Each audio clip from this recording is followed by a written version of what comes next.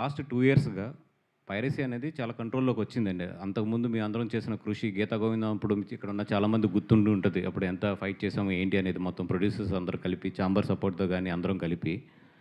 ఆ విధంగా అప్పుడు చాలా ఫైట్ చేసి దాని తర్వాత చాలా మార్పులు ఇయన్నీ తీసుకొచ్చి ఇక్కడ సైబర్ సెల్‌ని కూడా చాలా స్ట్రాంగ్ చేసి మన చాంబర్‌లో ఉన్న ఇయన్నిటిని కూడా చేయడం.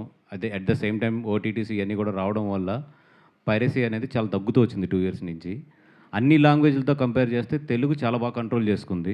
బట్ ఇప్పుడు ఏంటంటే లాస్ట్ 2 మంత్స్ నుంచి ఎస్పెషల్లీ లాస్ట్ 2 మంత్స్ నుంచి ఏంటంటే విపరీతమైన ఎప్పుడూ లేని కల్చర్ ఇది మన తెలుగులో. లింక్స్ రావడం, దాన్ని వాట్సాప్ అండ్ టెలిగ్రామ్ ఈటిల్లో ప్రమోట్ చేయడం అనేది తెలుగులో చాలా తక్కువ.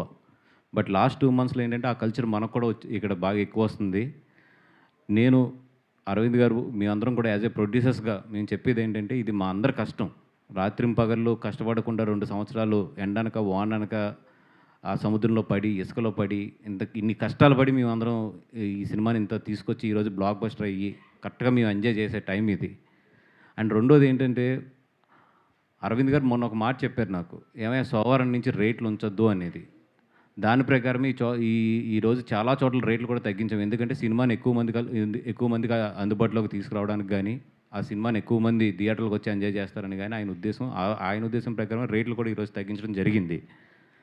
అపార్ట్ ఫ్రమ్ ఈ అన్నిట్లికన్నా కూడా మా అందరికీ బాధేంటంటే, కొంతమంది తెలిసి, కొంతమంది తెలియక.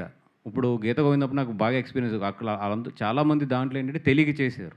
బట్ వన్స్ మేము క్రిమినల్ కేస్ ఫైల్ చేసిన తర్వాత ఆ కేస్‌ని మేము కూడా వెనక్కి తీసుకోలేము. మాకు తెలుస్తుంది అరే! ఈళ్ళ భవిష్యత్తు ఉంది. ఈళ్ళది కొంచెం ఇది చేయాలని చెప్పి.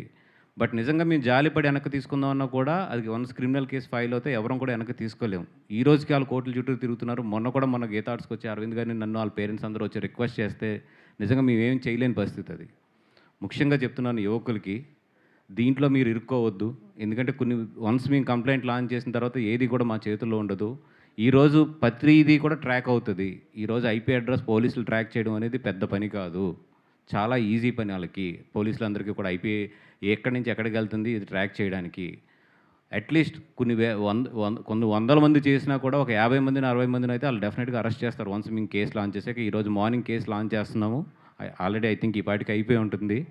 ఈ అన్నిట్లికన్నా ఘోరం ఏంటంటే, మేమందరం బాధపడిందేంటంటే, ఒక ఈ ఆర్టీసీ బస్‌లో ఎలా ఏస్తారు సినిమాని?